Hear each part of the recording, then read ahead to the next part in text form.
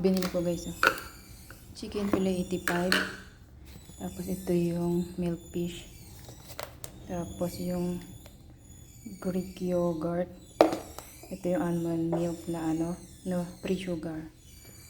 Tapos yung ito yung olive oil. Saka ito guys.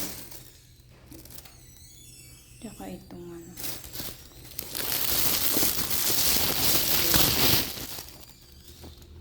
So yun lahat ang ating binili mga may guys. Yan. Diba itong ganda ito. Ano dyan? Oh my God. Ito yung kapag matagal na to magdidilaw. Pero steam nga lang kasi yung luto ko dito. Tapos yung cabbage medyo maganda-ganda. Bumili ako guys. Tapos itong galing palang Japan to guys. Oh.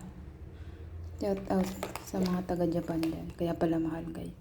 Ang expiration niya pa is January 2027 guys. O diba? Pang matagalan.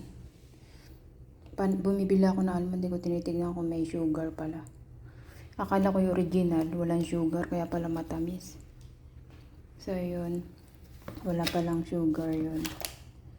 Ito. The best talaga ito. Marami tayong stock na ito. Dito guys.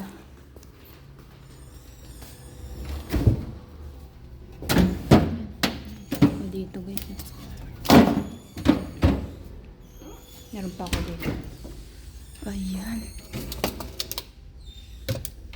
Yan pa wala. Stock ko. Tapos itong gulay.